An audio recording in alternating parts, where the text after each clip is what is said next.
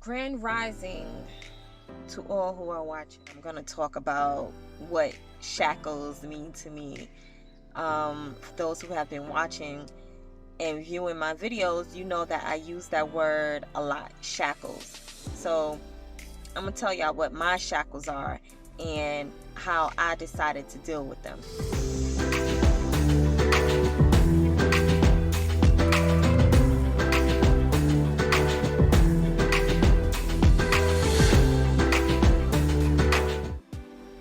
So it is the end of the week. It is a Friday.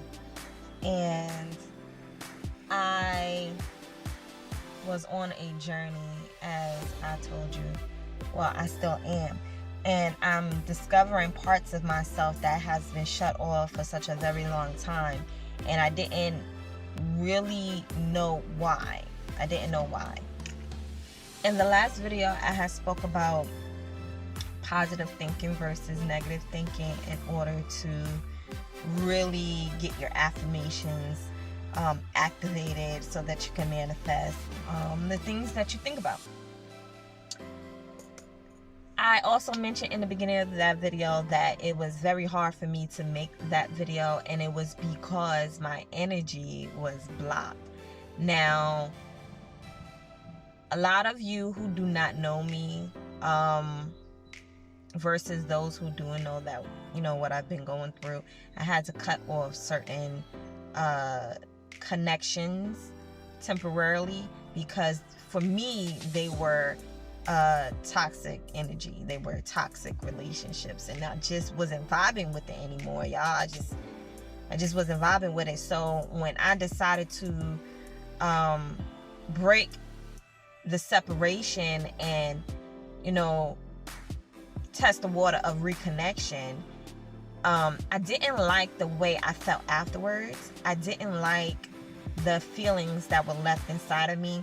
So I struggled with that for a whole week and some change. I struggled with it because I didn't know what exactly was going on. How can I had let go, forgave the man who raped me, wished him positivity and all, but the closest relationships to me, I was not receiving or feeling the freedom of allowing and forgiving the past transgressions that I felt were upon me from those relationships.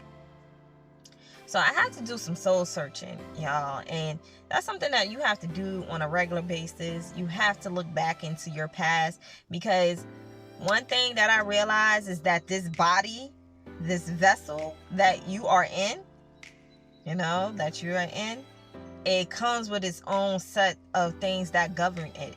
You know, you have this outer shell, and then you have what's on the inside. And when the inside and this outer shell is not connecting, it is not meshing, you're going to get some conflict. You know, you're not going to feel right in your body. You're not going to feel like you belong. You're not going to feel like you can move on. You can move past certain things. Your mind, your energy gets blocked, and you're not going to feel like you're able to manifest things. Like, your mind is the most powerful thing because, in my opinion, it is connected to that of your spirit. You know, we all have a higher source. The divine filters through you, through the spirit. The spirit, I feel, governs the body, but the body is its own entity, and you have to respect your body. You have to respect your body. Whatever that means to you, you have to respect your body. So with that being said, I'm trying to understand these chemical reactions, these feelings, these emotions. To me, superficial stuff that does affect me because I allowed it for so long, because I did not know any better. I allowed it for so long to dictate how I was living my life, right? So I want to tell you what a shackle is, okay? Shackles is bondage. It's something that was bounded to you, and it is holding you back. It is preventing you from moving forward, from moving on, from experiencing, from just being your true self. Something that's just holding you back, you know? And it could be a physical thing, it could be a mental thing, it could be an emotional thing, it could be a spiritual thing. It's shackles. So today I'm going to talk about the shackles emotionally through this experience in this body that is holding me back. All right, so a lot of people who are on a spiritual journey, you do your groundwork, right? It's a word I'm going to be using a lot, because as I come into my own, as I start to realize who I am and my purpose, as I start to realize what my purpose is, it's certain words that must be used to get through to those who are listening, right? So as you start to do your groundwork and you start to realize the core, remember I told y'all you need to get down to the root. You know, anger is a side effect, right? What caused the anger? You need to get down to the root. So I wrote down all my feelings and emotions and things like that was tied to other people, that was tied to experiences, that was tied to my childhood. And this is what I got. I got a lot of shackles, y'all, and it's repetitive. When something is on repeat, it becomes, I want to say it becomes part of the system, part of the fabric. It's on repeat. It happens over and over and over again. There's energy in these actions and these feelings and the way that you live life. There's energy in it, so it can't die, but it can be shifted. It can be moved or transformed into something else, right? But it depends on you how you're gonna do that. That has been plaguing my family and my bloodline for some generations. I don't know how far back, because I'm not in touch with my ancestral line. I am not in touch with that. 3, 4, 5, 6 generations ago.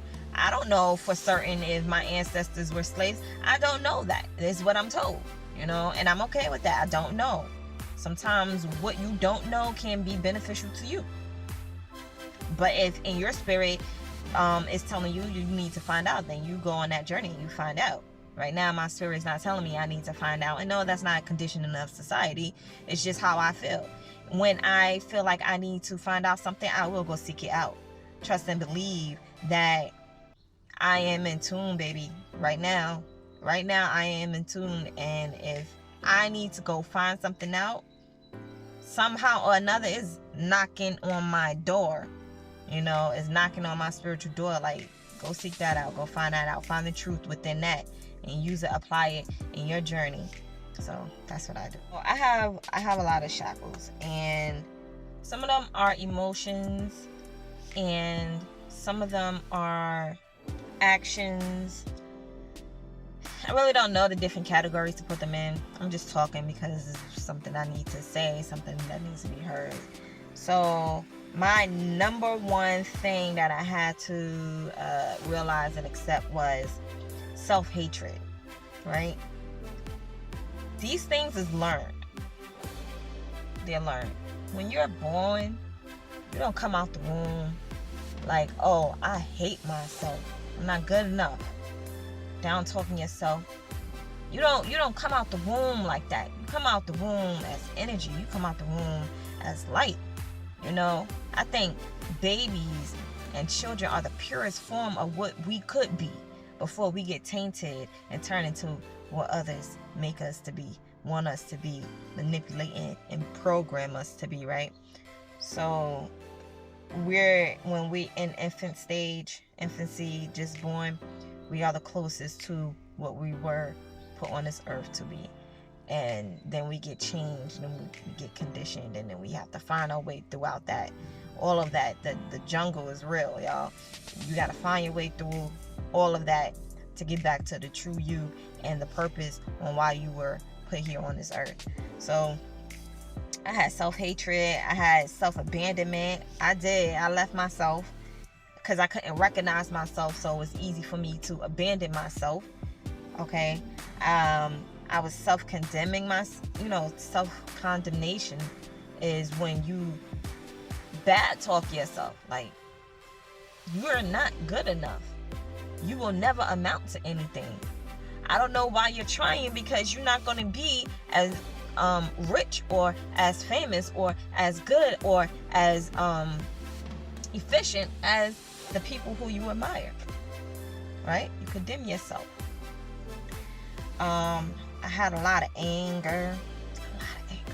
I was angry all the time. Like, I used to walk around with my face screwed up since I was a kid. And as I got older, females, y'all know, there's people who ask y'all, oh, why you mad at the world? Or who did it? Or men will come on, ain't that bad, ma? It ain't that bad. Like, you don't know what I'm holding on to. You know, you don't know. And if it was meant for me to be angry at that moment, it's because it's something I had to learn and I didn't like it. And, you know, everybody go through their own stuff and gotta walk their own path. So me being angry was a part of the design for me to learn. Okay. So I felt worthless. I felt stupid. Metaphorically, I was stupid. I was smart, y'all. I could read, I could write, I could do mathematics. You know, I went to school, graduated, went to college. I was in AP classes. I was in honor society and all of that. Like, I ain't dumb.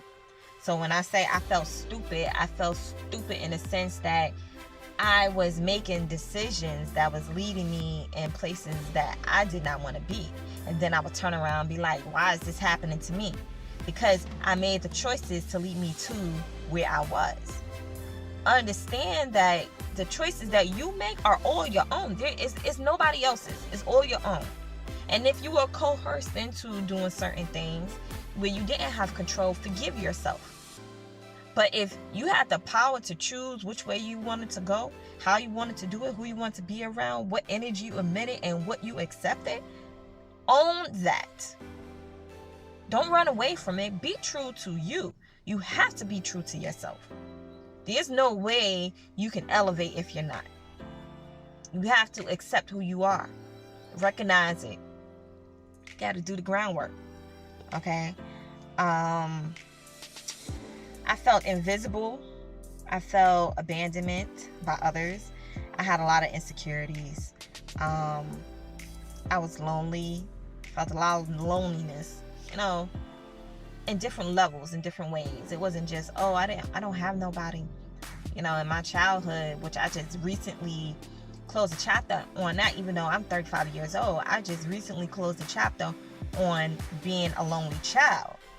Now, when I say I'm lonely now, it's because I feel enlightened and I have yet to find my equal frequencies that are out there, you know. But I feel like I might be talking to some of y'all. I could feel the energy from my brothers and my sisters, but yet I have not come in contact with them. So, you know, I struggled for a long time keeping friends, you know, and I'm like, dang, I only trust certain people. I can only get attached to certain people because of something I was connecting with inside them. But at the same time, they were not meant to last in my life. So I'm like, okay, so what is this thing, this concept that people is calling friendship?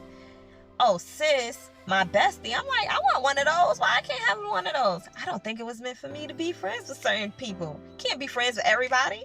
You can't. You can't connect with everybody. You can't. You have to be you. And that's something that I always been. I was myself. I never pretended to be somebody else. I never acted like or took on a persona of someone else. I was always myself. Now, did myself have different degrees that showed up? It sure did. You may get angry Tisha. You may get crazy Lala. You may get thugged out Letitia. Like, it was different versions of me, different names, all the same person. It was just I could not mesh them together. I had to separate them because that's how I was surviving on the inside, because I couldn't make sense of what was going on. You know, I wasn't accepting. I was trying to control. And how can you control something that you don't know? Right? So I had a lot of fear. I was in denial. There was a lot of lies, you know, that were told to me that I end up telling. Sacrifice, y'all.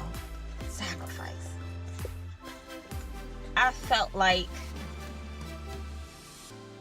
I was sacrificed for other people's I don't know, enjoyment, pleasure, guilty pleasures. Sacrifice doesn't necessarily mean you have to die for somebody else to live. It doesn't necessarily mean that. Not for me. Sacrifice can look like Even though I know my kids' birthdays were today, right? Even though I know the birthday was today, I still decided to go out and enjoy myself on this day. And then instead of devoting the day to them or him or her, and I'm guilty of that. I've done that before. I was out all day knowing that it was my child's birthday, and I will come in later on with a cake and card and presents and money, like that was supposed to compensate the fact that my kid didn't see me all day. Shameful times of my life. Shameful times. And that's one of my shackles. I felt shame. I lived in shame. You know, there were secrets around me, secrets that were not told to me. I held secrets, you know. Secrets can bring about destruction, y'all. It can. I felt parentless. Like, I had parents. I had 2 parents. They weren't dead. Just not, in a sense, was available to me the way I needed them, right? I hated people, society, because I felt that what was presented to me represented the whole. And I said to myself, people naturally are not good. I am not good. People are not good. They're horrible creatures. You know, and I held on to that concept for a long time, to the point that I was like, I'm tired of this world. Like, okay, I done lived my life. I'm ready to move on. Not scared anymore of death, but embracing it. Like, show me what's next, because the way I feel inside, my frequency is too high for this place here. Like, I'm ready to go on to the next place, because I know there's something after this. This just can't be it. I felt like there's something after this. Then there definitely had to be something before this. So where I'm at now is merely just a transference, a journey, a path. I'm on a path. But I knew that I had to learn lessons. In order to fulfill your purpose, you know, in order to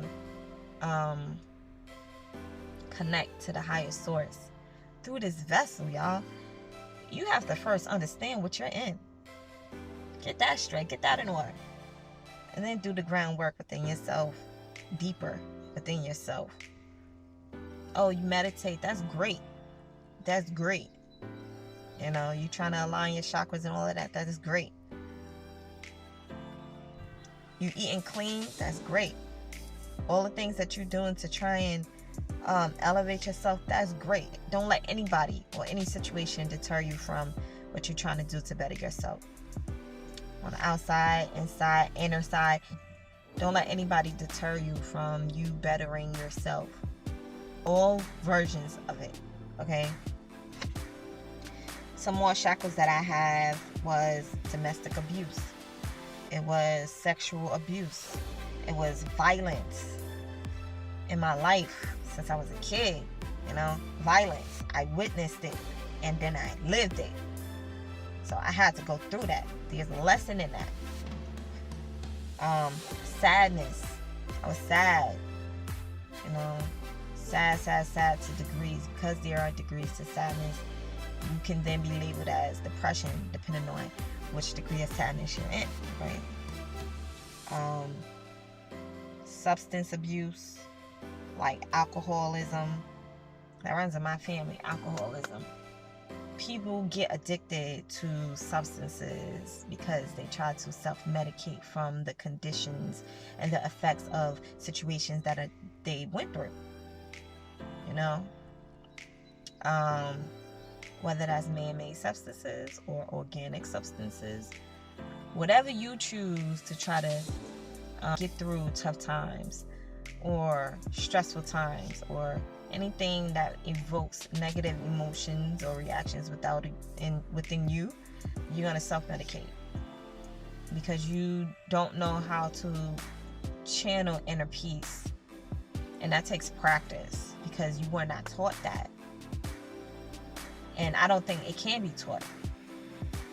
It can be influenced, but I don't think it can be taught. I think that you have to do some soul searching and connect to the inner you. And peace is that's where peace lies, in the inner you. It's to make sense of things that seem confusing, seem wrong. Everybody got to walk their own path, guys. I felt homeless. This is a big one for me, guys. Homeless. Not that I didn't have a place to live, but let me tell y'all. I wrote this one down because I really wanted to talk to y'all about that. Okay, home, right, is where your heart is. Home is not a place. It's where you learn love and where you learn security and acceptance and identity, right? I felt homeless because as a kid, my mother did provide a place for us to live. I always had shelter. I always had roof over my head. That's not home. Having shelter is not home. Home is what I said. It's where you learn love. And with the label love, you think it's to show these warm fuzzy feelings towards somebody and let them know that no matter what, you got them, and no matter what, they're gonna be there for you.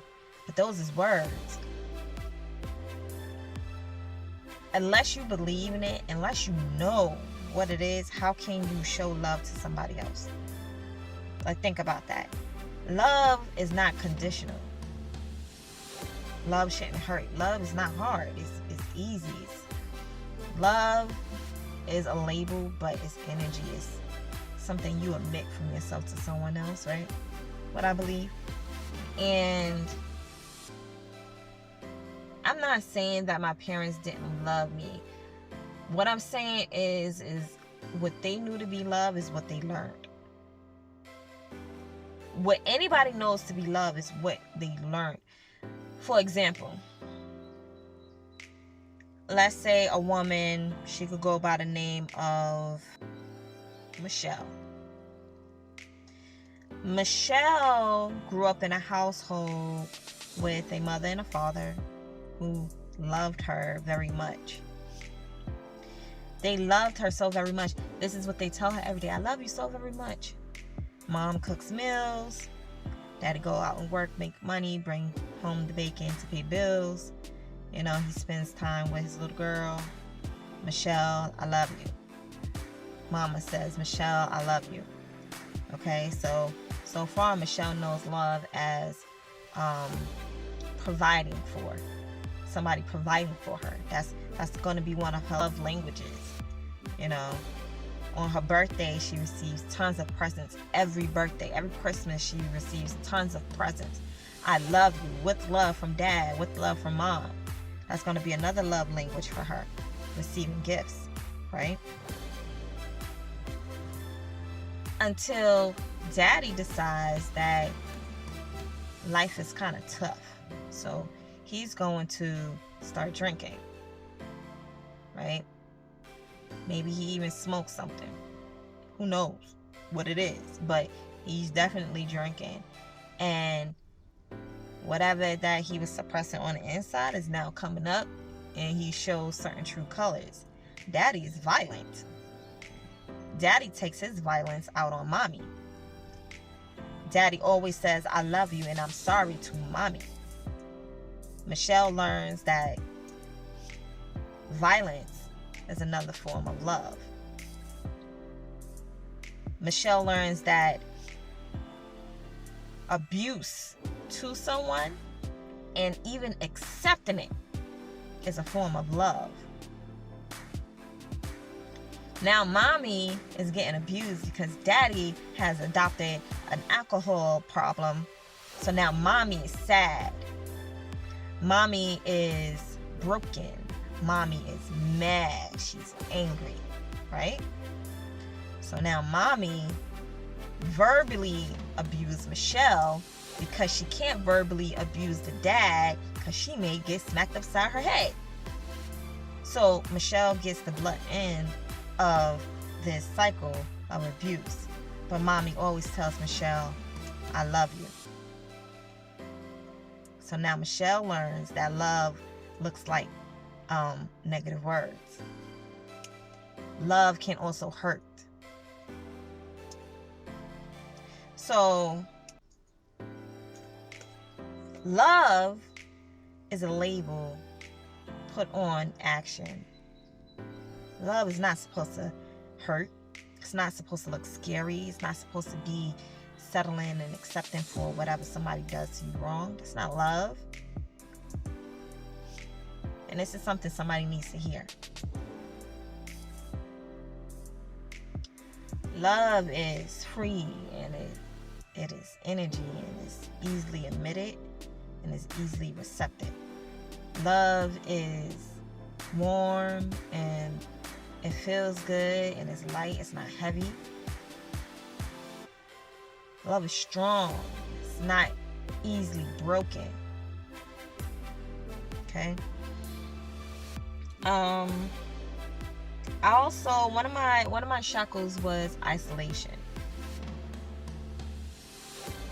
When you go through stuff and you start to feel alone, and you don't know how to deal with something, you tend to isolate yourself. Or maybe you just do the opposite and want to be around everybody. But that's not my shackle. My shackle was isolation. I was going through things. I felt like people didn't understand. I had no help to understand what was going on, because like I said before, if people do not know how to do better, then they can't. Right? So you gotta learn to forgive those who didn't know how to be better. Right? So I was isolated within myself, which started showing in my actions. I used to not go to functions. Oh, Tisha, let's go out. I don't want to go out. I stay to myself. I felt more comfortable staying to myself within my household than being around other people who I felt were phony. I cannot stand phony people. I can't. And I think that the phony, what I label as phony, is just people who are not truly understanding themselves. I don't think anybody goes out there and try to be a different version, completely different version of themselves around one person than another. I just think they trying to fit in. They trying to figure out who they are, and it rubs people the wrong way. Me being one of them, it rubs me the wrong way. I can't stand phony. But that's just a different vibe that I'm on. You understand? Because like I said, since I was a kid, I never pretended to be someone else. I never lied about my age. I never said that I was going to be something, and I just truly couldn't. It just never felt right. It never resonated with me. You know? That was one of my shackles. Some more of my shackles were running. I ran. Because I was not comfortable and I didn't know how to deal, I would move. I moved maybe over 10 times in my lifetime so far. Since I was old enough to be on my own at 18, I moved from one place to another. I never stayed in a place more than 3 years. I never did. And it started eating away at me when my kids started getting older, because it's like I wasn't giving them stability, which I wanted for them. But I moved around a lot as a kid. Not moving from place to place, but I had a lot of babysitters, y'all. I stayed, in different places when my mom needed to work or go out or whatever. I had a lot of babysitters, and I think having that, knowing that I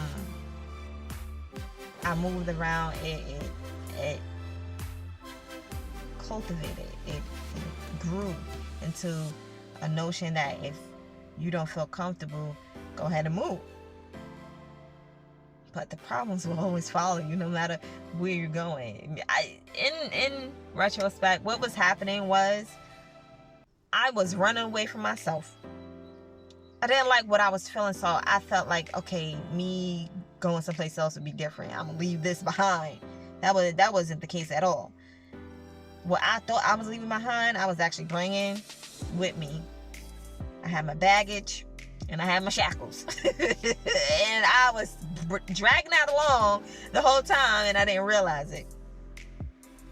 So that goes into feeling homeless in the sense that my foundation, my base, I didn't feel secure. And even though I was told I love you all the time, I didn't feel that way from the people around me. Not my parents, not family members or whatever, because it didn't feel like that. It didn't feel what they were saying. It wasn't matching. So I felt lost. Very early age, I just felt lost. Felt out of place, like I didn't belong.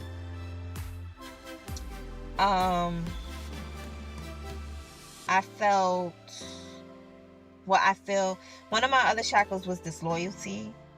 I've seen it, so therefore it's a part of me. The disloyalty. You try to be loyal to people, but you know what? At some point in time in your life, you're going to do something that's going to be labeled as disloyal, right?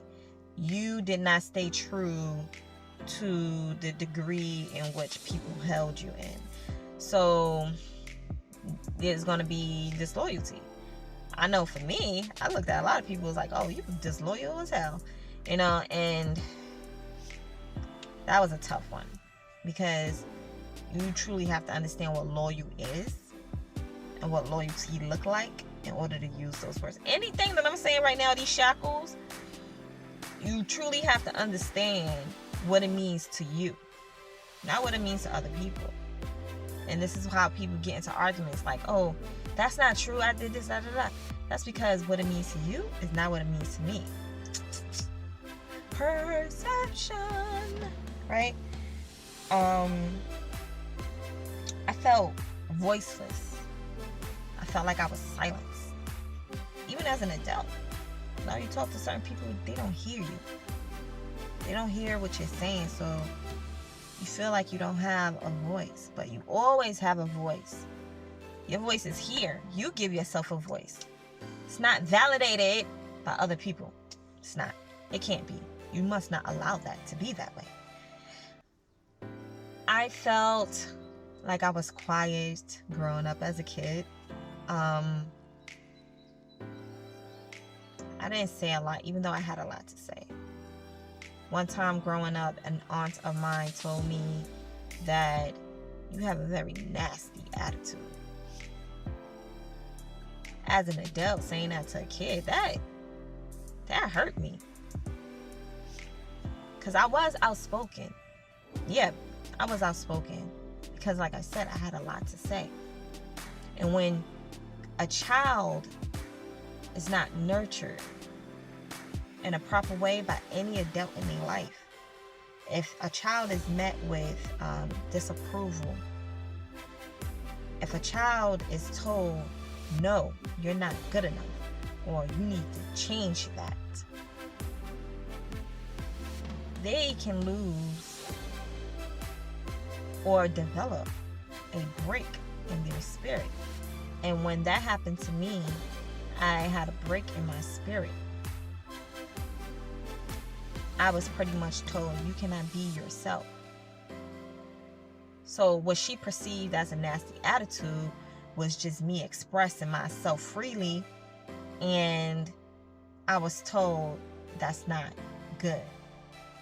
In a nasty way. I was told that was not good. So I learned to be quiet, because I wanted people to approve of me, especially my elders. I wanted them to say, you're a good child, you're a good girl. I wanted approval, because I was missing that very strong concept in my foundation of acceptance. I wanted people to like me. So I learned to be quiet. I didn't say all the things that I wanted to say. I had to think about what I said before I said it. I couldn't just speak freely, because I cared about what people thought about me. Disappointment. I was met with a lot of disappointment from my childhood into my adulthood, and then I started disappointing my kids. I felt invisible. I felt like people didn't see me for me. So how could they possibly say I love you or you're doing such a good job if you don't even know who I am? Shit, I didn't even know who I was for a long time, but I just felt invisible. I felt like people didn't see me. People didn't want to see me. That's how I felt. Like I said, I was lost. I felt hurt and pain. That was there a lot. There was fear. It was a lot of fear. I was scared. I was scared of a lot of things until I learned the truth. And then I wasn't afraid anymore. Remember, fear is false evidence appearing real, right? Fear is what you're going to allow fear to be. Educate yourself. Because if you know better, you will do better, you will be better. It's your responsibility to do so. No excuses. This one is hard. It was a time in my life where I wanted to die. I said that, but I'm going to break it down now. I wanted to not be here anymore. This is when I was still afraid. This is when I still felt invisible and I felt silenced, like I had no voice. This is when I felt life was unfair and unkind. And people were a lost whole. People were all the same. It's when I felt like I was surrounded by lies and manipulation. And I felt homeless and I kept running. I wanted to die because of the disappointments. I felt that there was nothing left. That was hopelessness.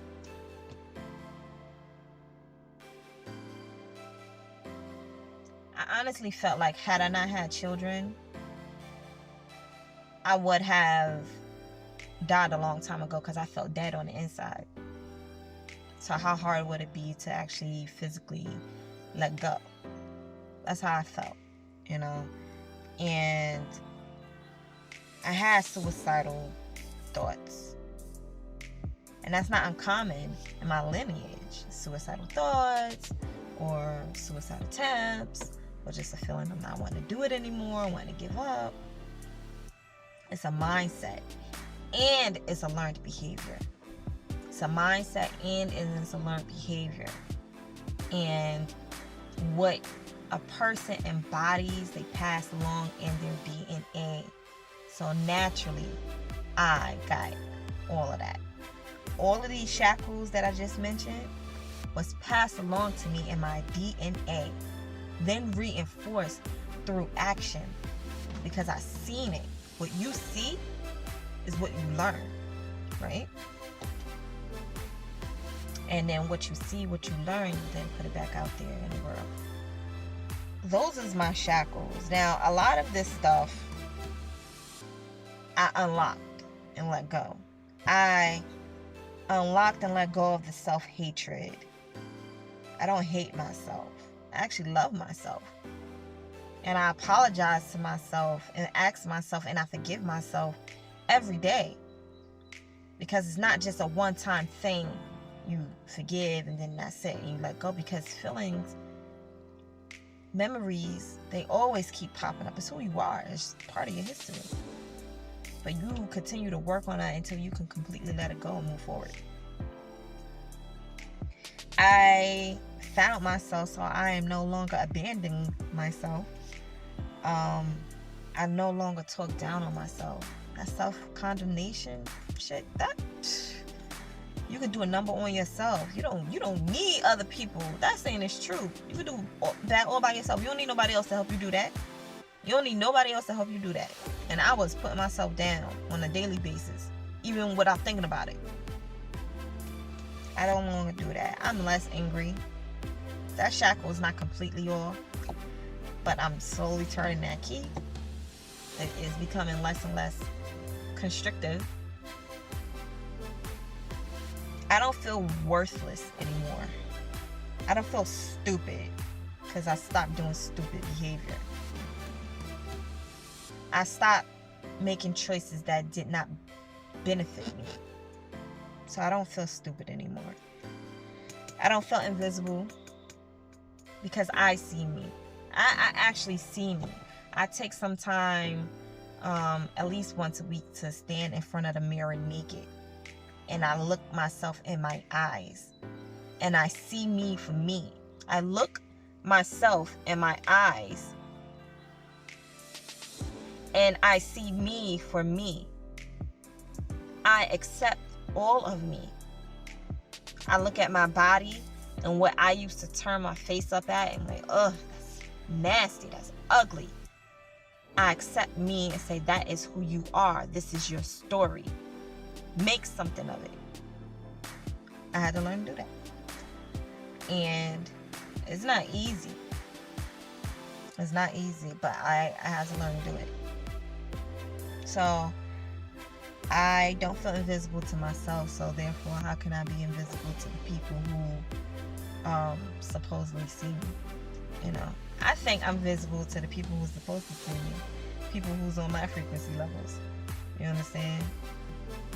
I don't feel so shameful anymore. I'm still learning to forgive myself for the things that I've done in the past, but it's a process. I don't live in fear anymore, which is very liberating. I don't live in fear anymore. I'm still trying to make sense of the lies told to me, and I'm bringing truth to whatever lies I may have told through action, not through words, but through action. Domestic abuse, not tolerating that. I don't want to see it. I don't want it done to me, and I'm not going to do it. Period. I don't feel like I need to abuse somebody to make myself feel better. I don't feel like I need to emit my anger or my negative emotions through action to somebody else. It's not right. Shit is wrong. It's not something you need to show somebody else. It is not something that needs to be endured. You don't have to go through that. It's a choice. You didn't have a choice when you witnessed it. That was their choice. Whoever showed it to you. But your choice is to say that was unacceptable behavior and elevate yourself past that, because that is not you. Are you abusive to somebody? Do you feel good abusing people? A lot of abusive people don't feel good abusing people. A lot of people, and they always say, it was not my intent. I didn't mean to. You know I love you. Do the groundwork, people. Do the groundwork. Sexual abuse. Sexual abuse. So I no longer allow myself to be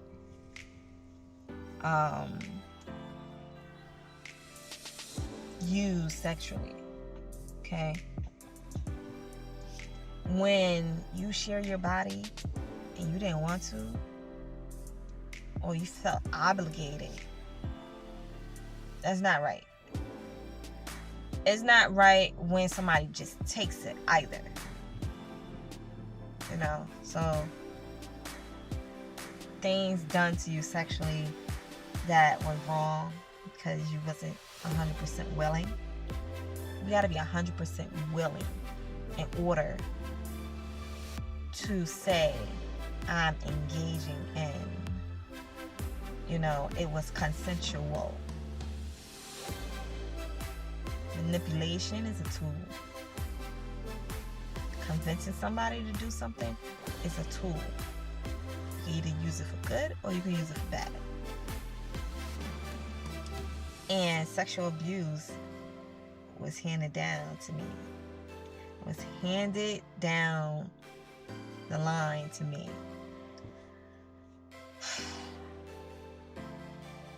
I pray every day that I do not hand that down to my children, to my daughters. Because that's a tough shackle to get off of you. Especially when your mindset is still young and you're not ready. You're not ready to move on. Not ready to move on. I don't let go of not having a voice. I found my voice. I don't feel silenced anymore. I stopped running. I learned to stand in my truth, no matter how tough the going gets. You know, and it can get going, but no matter how tough it gets, I'm going to stand there on my face saying I'm going to deal with it. I let go of hatred. I don't hate people anymore. Because I don't hate myself anymore. I accept people for who they are and what they're trying to do. I don't have to know you to accept you. Hatred is ugly. It is so ugly. My true nature was never to hate anybody. It was never to put labels on somebody. Never look at them and judge them just off the bat. It isn't. If you catch me frowning my face up at somebody, it's not so much who they are, because I don't know them. It's more so the situations that they got themselves into and how they're presenting themselves to the world. To me, you're lost. And you're choosing to stay that way. So, yeah, I'm gonna screw my face up. You know, just me. So, a Shackle was just being judgmental. I was judged. I was judging the hell out of people. Yes, I was. I was judging the hell out of people. You know, because I felt like I had the right to. I felt like me looking at somebody and judging their behavior, I had the right to. And then people used to say, well, how can you judge people but don't want people to judge you? I'm like, judge me all you want. Because I always felt like I've been myself. And if you don't like who I am, then oh well. Don't like who I am. Did it hurt my feelings? Yeah, it hurt my feelings coming from certain people. You know? But I always tried to put the best version of me out there, even though I'm just now coming into myself completely. I'm on that journey to do so completely. I never put myself out there to be an ugly picture. I just didn't. Even though some ugly shit did come out of me, you know, because that's what was inside, you know.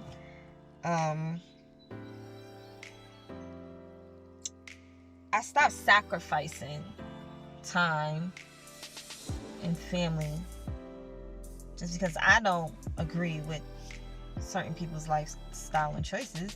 Don't mean that I still can't be a part of and miss out on certain experiences. I'm still human.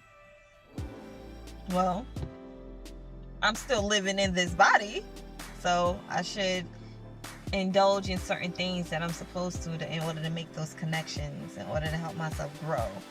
And I was sacrificing those things, so I wasn't really hurting nobody, which wasn't my intention. I was really hurting myself because I decided to be cut off, isolation, you know, but I'm no longer doing that. You know, I'm showing face more. I'm trying to make myself more available to a certain extent, because I will never give myself fully to any one situation unless your name are, you know, the 4 names that I gave to my children. I would never give myself 100%. Even my kids only get 90% because I'm still me. I'm still me. I'm not going to sacrifice all of me for anyone. Because if I go down, everything goes down. So I still hold on to me until they're old enough, because your children feed off of you. And if you don't like what I'm saying, I'm sorry, but not sorry. You know, I'm going to talk about family. I'm going to talk about kids, because that's where I'm at right now. And I'm going to continue to talk about it. Because kids are our future, literally. Our world is so fucked up because we fucked up our kids. We were fucked up as kids. Our parents were fucked up as kids. Where did it go wrong? From where? Certain sins in this world that get implemented in growing a human being from birth. It's not from conception, though. Because who you truly are gets passed into your DNA. And then what you learn gets passed into your DNA. But it gets conditioned as soon as you're born. As soon as you're born. So, what if, this is a sidebar, but I just had that thought. What if the universal language was the language we were speaking when we were born?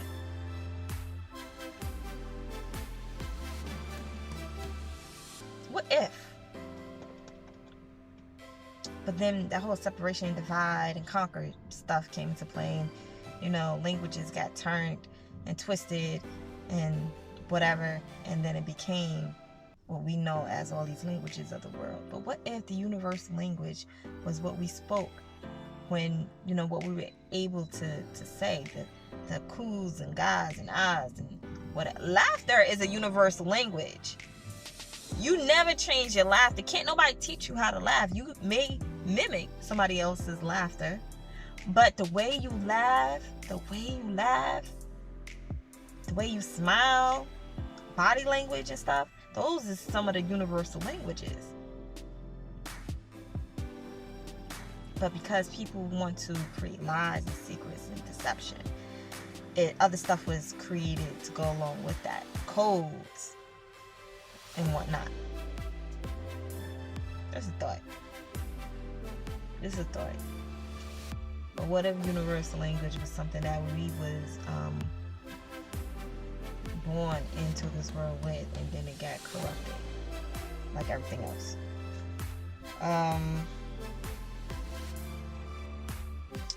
So this is what I wrote. I wrote, a child is a mirror of the parents and guardians, and a parent won't be able to fully understand and see their child because they refuse to recognize themselves. You're teaching your child to be false, to be invisible, to blend in instead of stand out. It's sad that we have to grow and experience in order to see the truth, and that we're not born with it, or we don't learn earlier so that we can't teach our children. Because how can you evoke change if you don't change within yourself? How can we raise our kings and queens earthbound and then raise them to be gods and goddesses spiritually if we don't come into it ourselves? Why is it so hard to believe that you're higher and you're more divine than what you think you are? We're so shackled to the things earth-wise, and so consumed by the stuff socially wise, and so manipulated by media that we can't see straight. What if you learn to let that stuff go? What if you were so free, you were able to clearly see why you were put here in the first place? What if?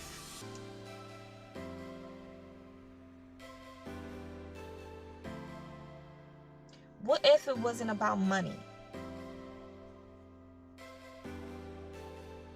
Because it wasn't about money in the beginning. It wasn't. What if all of what we have is a facade that society and media was telling us that we need to have in order to be a somebody? What if?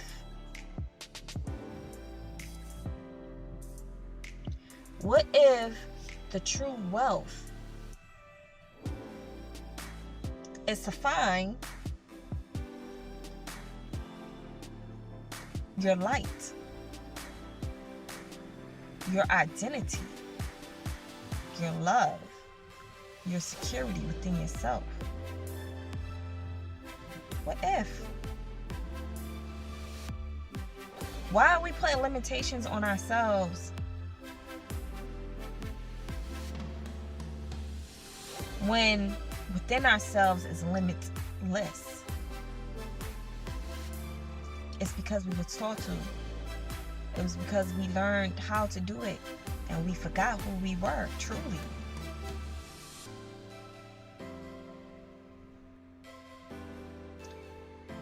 I then wrote, it's easier to live a lie, delusion, than to wake up and realize you have been shackled all of your life.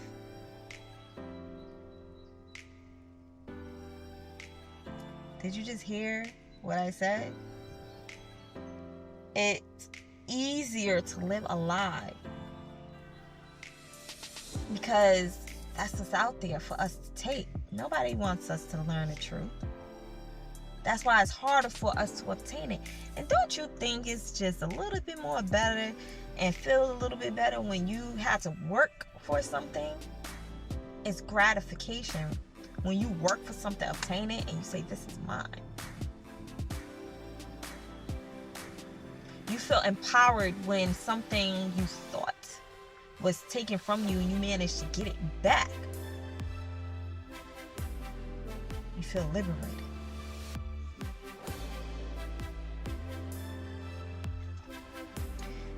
I then wrote, I was shackled all of my life, and I shackled my children. And I'm weeping for them and for myself and for my parents.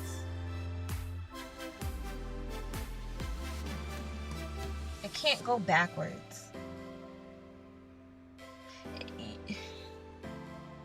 And this is just me speaking right now, because I may change this later. But it cannot go backwards.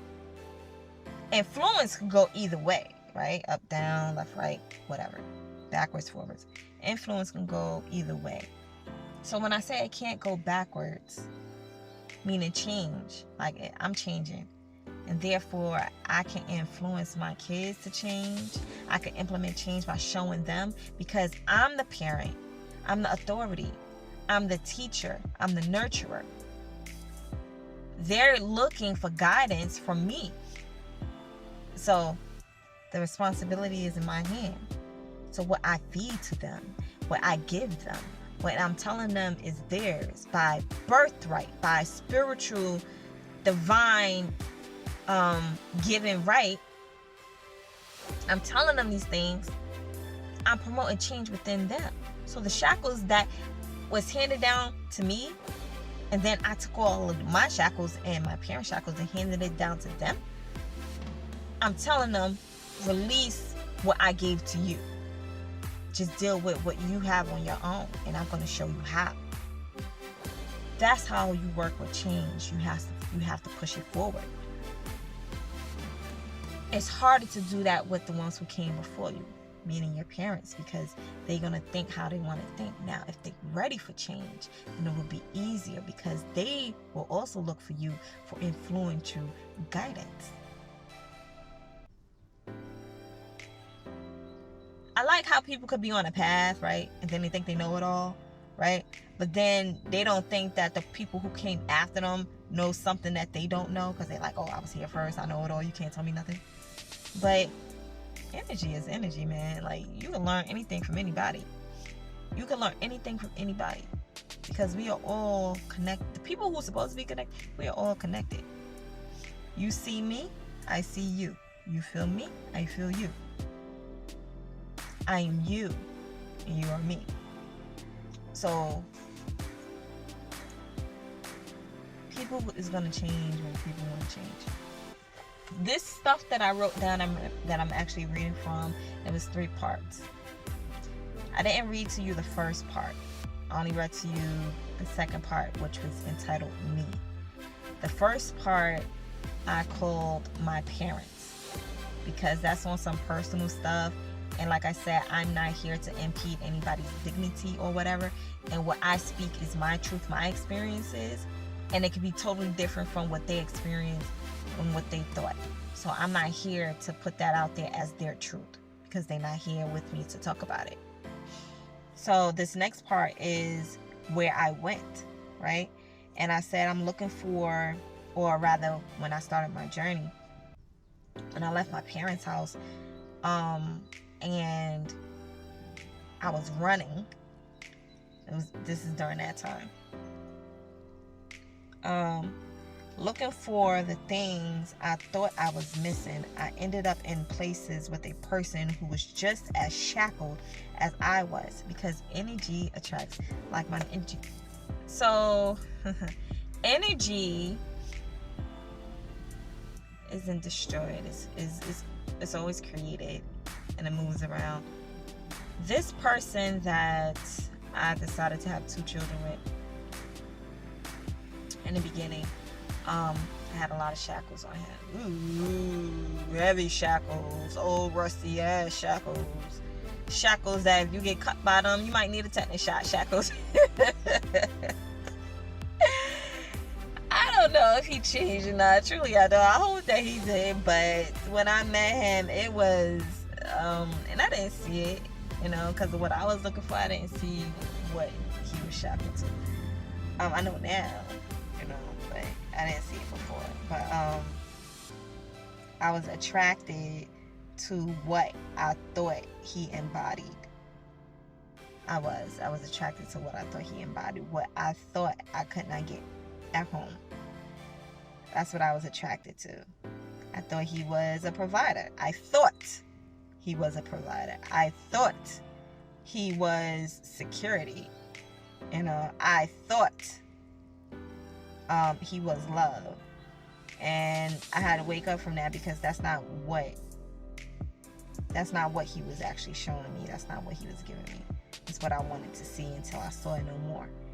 And it left me running. I was like, I gotta go. So I moved again. This time I moved with 2 children. And I went back home. And home was not home to me. It did not feel right. Did not feel good. I was like, this is not it. I moved again. Moved someplace else. And I was happy with just me and my kids. But on the inside, I was still searching for something that I didn't know what it was.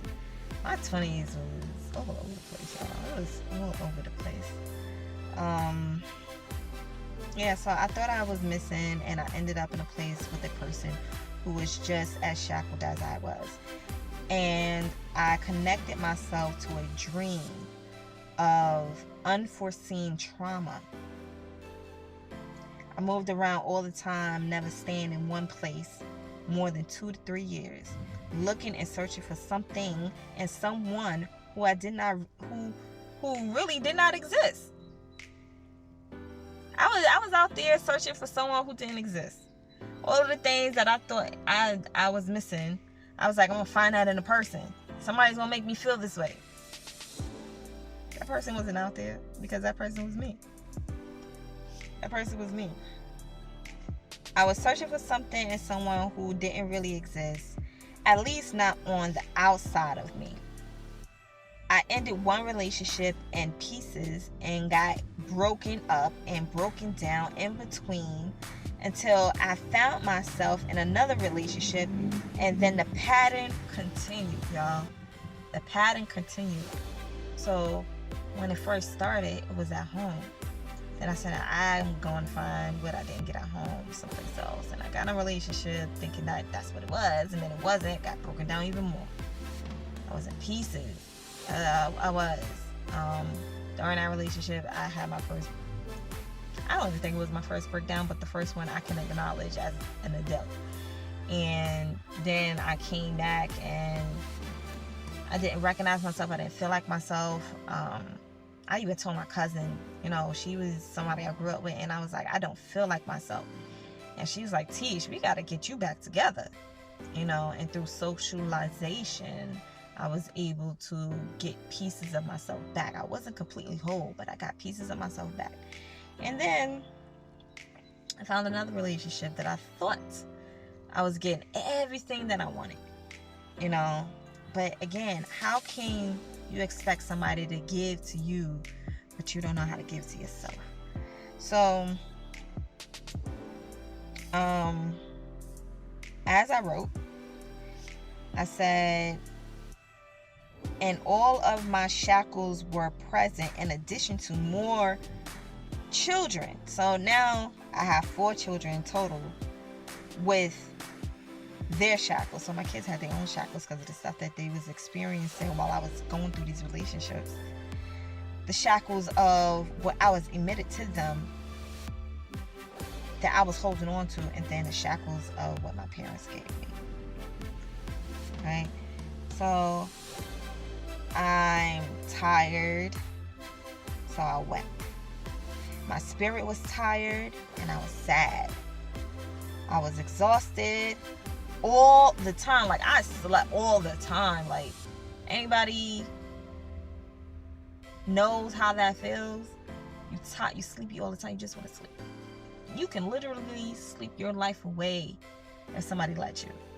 You just sleep because it feels better to be asleep than to be awake. This is why people who be like, oh, I just need to get through my day. I'm going to smoke a cigarette. I'm going to smoke some weed. I'm going to drink. I'm going to party. I'm going to do what I got to do because they need an escape. I'm not into smoking. I used to drink, but it wasn't at home drinking. It was when I went out drinking. So when I was in my regular life, in my regular atmosphere, it was like I did not have an escape. So I was angry. And I used to keep that on the inside until somebody pushed my buttons and then I explode. Boom. Dynamite. TNT. It was crazy. It was. So I was tired all the time. And I was running all the time. I was always running. And I used to be like, oh, it's the place, this house that has negative energy. I felt that. At least I felt that, y'all. Like, I used to say, oh, this house got negative energy. This place got negative energy. It's the people around me. It was me. It was me. And I didn't see that then. I felt infected and diseased by different things. I was like, my life is diseased. I'm infected with the generational conditions that were normalized. There are generational conditions that was normalized. It was normal for me to see violence because I didn't see the women in my family ain't no joke. Ain't no joke. They fought for their life. They fought people who went against them. They just fought, and you know, it's sad to say a lot of the women in my life are lost. They don't know it. Y'all don't know it. Y'all lost. That's why y'all sad all the time. You can't figure shit out. It's why y'all ignore a lot of the stuff in your life, but then get mad when people point things out. It's because y'all lost.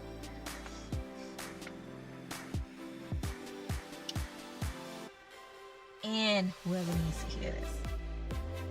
It's not just my personal family. It's families all over the place. Y'all are infecting y'all children, y'all bloodlines with generational conditions that were normalized. Sadness, depression, drinking, drug abuse, sexual abuse, violence, humiliating one another. Everything. Like, we can't get together as a people. Our black and brown people, it's hard for us to. We can't get together, especially the ones who have not risen to being kings and queens yet. The ones who still think that they just niggas.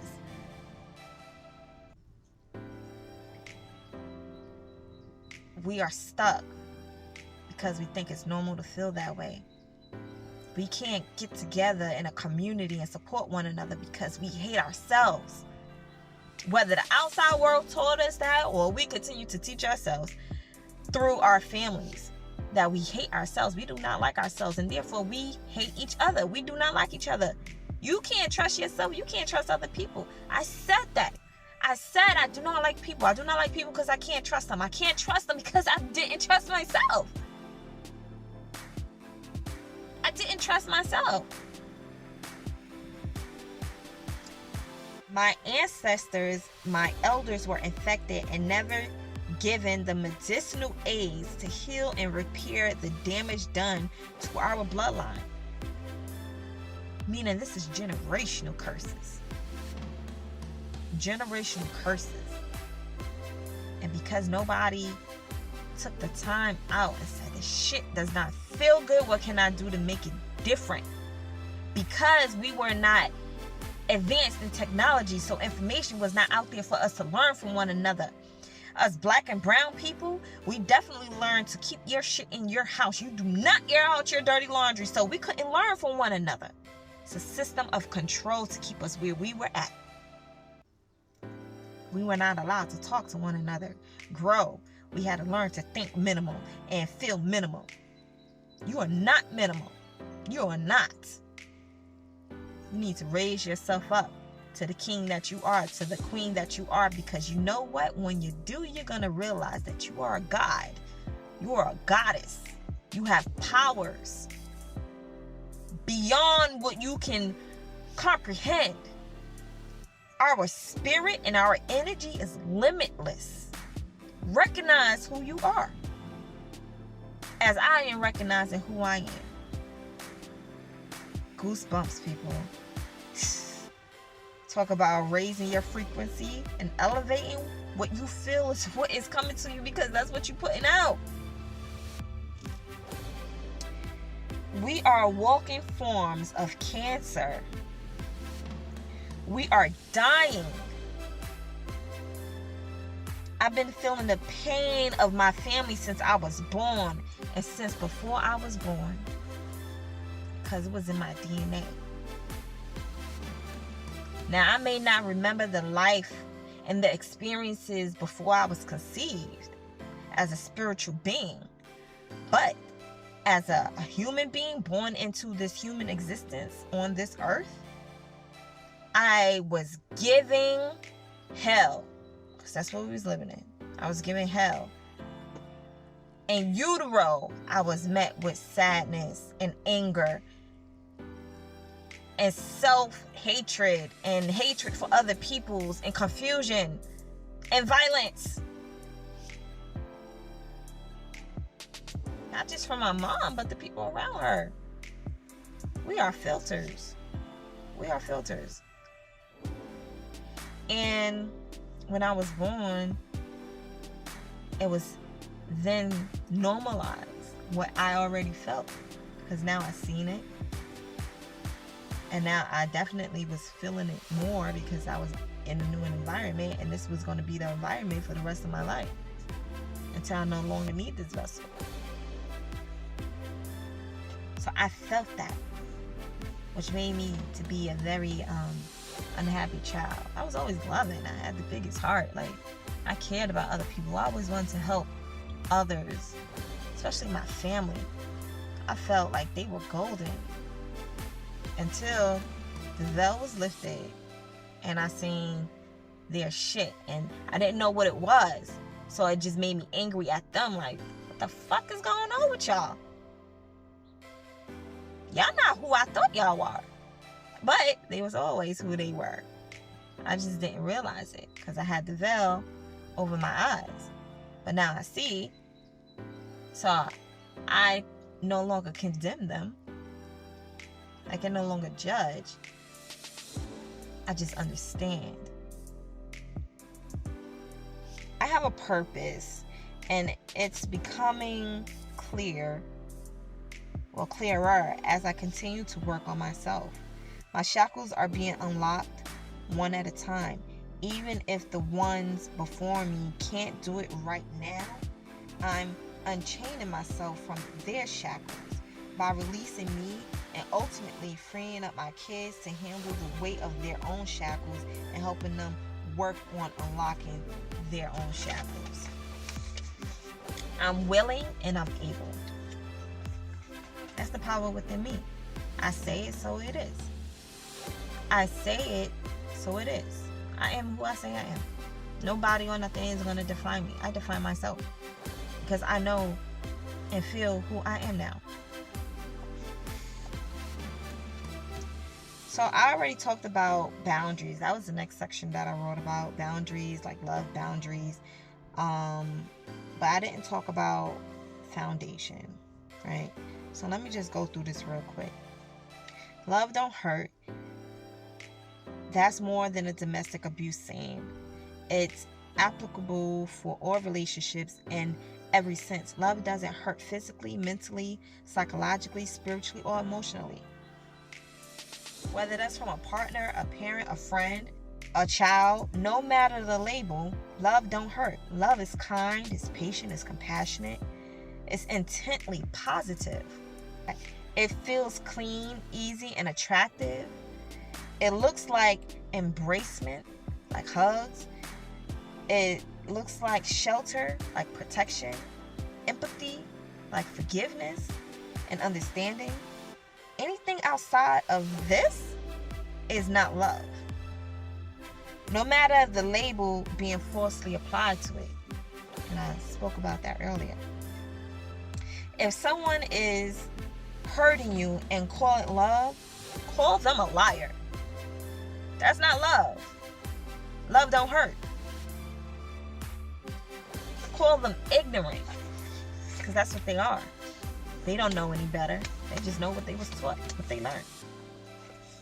So they putting that label on there, and they don't know. So we call them ignorant, an ignorant liar. With all due respect, of course. People all over think they know what love is, are or was. They are misformed through normalizing inappropriate behavior. They weren't taught different, therefore they didn't know different. They didn't know any better. So think, how can you be mad at the fact someone is giving you love the way they know how to love? Right? How can you be mad at that? They only given what they know. They were taught what they act like. Okay, so they only giving you what they know, what they were taught, and what they act like. So if someone growing up in an abusive household, I already gave this example, and they experience all types of different levels of abuse, but it was always reinforced with the label of love, then you're going to grow up, or they're going to grow up thinking that love looks and feels and should be okay with what they experienced as a child. Need I say more? Need I say more? You know better, you got to do better. Because you know what? At some point, if you don't choose to wake up and realize it, somebody could love you to death. Literally. Love you to death. So, free yourself. Love don't hurt. It's not supposed to. Fear for your life if somebody says, I love you, with a backhand or piercing words or whatever. Fear for your life. Alright, so you gotta move past toxic relationships and set boundaries. So boundaries is like guidelines and rules that govern your life to protect you, to protect your personal being in every aspect. Boundaries are not just for outsiders, but also for you to abide by. So it's not just for other people to follow, it's for you to follow. You enforce it and you follow it. If people don't have limits or any guidelines to how they treat you, then you are basically telling others it's okay to treat you or treat me any kind of way. You can treat me any kind of way you want to, because I have no boundaries. You know, that's basically what you're saying, you know, and then you allow it because you decide not to have any boundaries. So this is a form of disrespect against yourself, which is low self-esteem. So you got to find the reason, the thing or person who violated your sense of worth, and start to deal with it.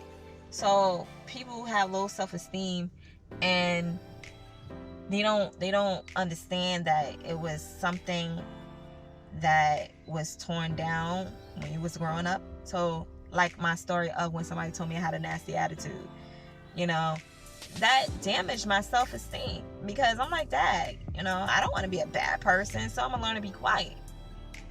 But they were wrong. I wasn't wrong for voicing my opinion. I was never disrespectful. They just didn't like how I was acting. Maybe it was something within them that they didn't like, because maybe they didn't have a voice in certain things. So they didn't like that a child younger than them was voicing their opinion and living in their truth confidently, and it bothered them. They were bothered. So they emitted their self-hatred onto me. So you got to find that reason. The thing or person who violated your sense of worth, and start to deal with it. And that's what I did. Like, I had to deal with that. I had to go back and find different pinpoints in my past that said, this is the reason why I don't like to speak up. This is the reason why I don't like to be alone. This is the reason, whatever. You go back and you figure it out. Okay? So you have to deal with it. You have to search. You have to acknowledge. You have to understand and forgive and keep reflecting to allow yourself to move forward. You are not who you were. You are who you want to be. And who you want to be is a person of power over their life. You have power over your life. You govern your life. Your reality is what you want your reality to be. You are who you say you are. So if you keep saying, oh, I'm not worth it, I have no power.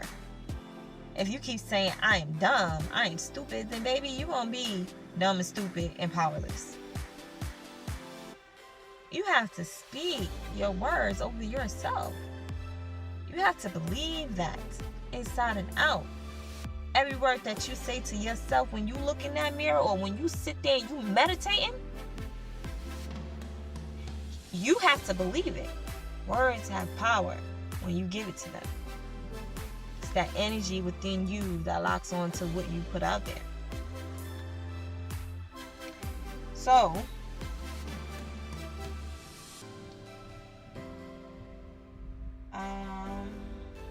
a person of worth, that's who you are. A respected individual, that's who you are. You need to value yourself. You need to love yourself because you matter. And I tell y'all that at the end of every video, you matter so much. You matter so much. And if you don't think that, you need to start to think that. You need to believe that. You matter so much. You matter to me. And I may not even know you, but you matter to me. You do. So foundation is the last part that I wrote about. It all begins at home, within the place, within the people, within the experiences of your entire childhood, the period of time before adulthood. When you are vulnerable, when you are most vulnerable, moldable, and open to everything spiritually. The foundation given to you determines the way you move forward in life. The relationships you develop, like whether it's friends or work relationships, life relationships, family relationships, partners in business or personal life. The environments you accept to live in, whether that be work or personal, and the experiences you always enter into. I'm going to reread that. So the foundation given to you determines the way you move forward in life. The relationships you develop, whether friends, work relationships, family, partner, business, and personal, whatever. The environments you accept to live in, work or personal, and the experiences that you will always enter into, get out of, and go back into. Why? Because it's what you know. The factory, so this is the example. The factory that produced you, stay with me in this example. The factory that produced you put you out in the world with electrical issues. Are you following? The factory that produced you put you out in the world with electrical issues. And you may either keep returning, looking for patchwork or missing pieces, or you may break down altogether out in the world and end up in the junkyard. Y'all following me? Come on now. Are y'all following me? Once you can figure out what's wrong, then you can fix yourself, because you were not assembled with a manual. Right? You were not assembled with a manual. You know that saying? Parenting did not come with a manual. So you don't know what to do. You only can do what you know. You don't know what to do. You can only do what you know. So we are constantly being manufactured, right? Children are constantly being manufactured with the pieces and the hardware and the infrastructure of what was producing us. So the ones producing us, they try to build you with these parts that already came from them. It's encoded with them, and they try to build a better version of themselves, and sometimes it fails. So then when we get out there as the product of what we came from, we can either altogether break down, end up in that junkyard, we dead, or we just hit rock bottom and stay there until the rest of our lives, or we can keep going back home like, what did I miss? What am I missing? Give me what I need. Help me fix myself. My wiring is all messed up. You may not find your answers. So then you got to sit there and do the work yourself. You have to perform and operate on yourself. Connect the wires that need to be connected. Toss out the shit that don't need to be there. Replace it with new parts and become a brand new you. Ta-da! That's how you do it. Work is never easy. Work is never easy. So, therefore, you need to self-evolve. Self-evolve. This is a bonus thing I wrote at the last minute. You start out as one thing, one way. A certain kind of person, but you can do the work necessary to grow into someone better. You, the you 2.0, and because as a living human being, we have the capacity, which is unlimited, by the way, to improve ourselves again and again and again. As a human being, we are able to do that. We can improve ourselves because we have the light, the inner force within us to do so. That's the limitless part, right? There is no limit, no ceiling, no such thing as universal perfect. Only the limit you put on yourself. Perfect is as perfect will be when you say to yourself, all that I will be, all that I will accomplish, and all that I will experience is done. Sit on that. Your limits is what you say your limits are. So if you say you're done, if you say that's it, then that's it. Always look, strive for something higher, better, because that's what you are. And you can feel on the inside, like this can't be it for me. Y'all ever say that? This can't be it for me. This is not it for me.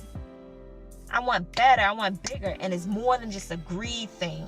Because even the wealthiest people say, I don't have everything I want. This is not it. I am not happy.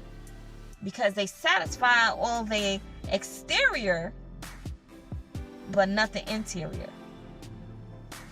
Okay, so that's what you gotta do. You have to work on yourselves. Take those shackles off and realize that what you were born into is a shackle. Life is a shackle. You're supposed to learn and grow. And if you can't do that, if you can't get the light, if you feel like it's not shining on you and you can't emit it, if you can't put it out there or receive it, that means it's something covering you. It's something veiling you. And that goes back into my last video, or a video before, that I was talking about. It's like having on layers. You got on a layer of clothes, then you got on a layer of sweaters, then you got a layer of coats, and then you got on this big ass blanket, and it's uncomfortable. You're not letting anything in and nothing get out. You gotta strip those layers off, because you are not that. You are so much more. You are not your parents. You are so much more. Dig deep down inside and do that work. Dig deep down inside and pull out who you supposed to be. So, with that being said, if no one told you today, I love you, allow me to be the first, because I do. And I think that you matter. And I think you matter more than what you think you matter. So love yourself. Be compassionate, kind, and patient to yourself, so that you can allow others to do the same. Take that wall down. Turn it into something new and build a path with it. Allow yourself to travel to places that you didn't even think you can go, spiritually. With that being said, I hope that you have a blessed day, because you have all my blessings. So I hope you have a blessed day, positive day. Peace.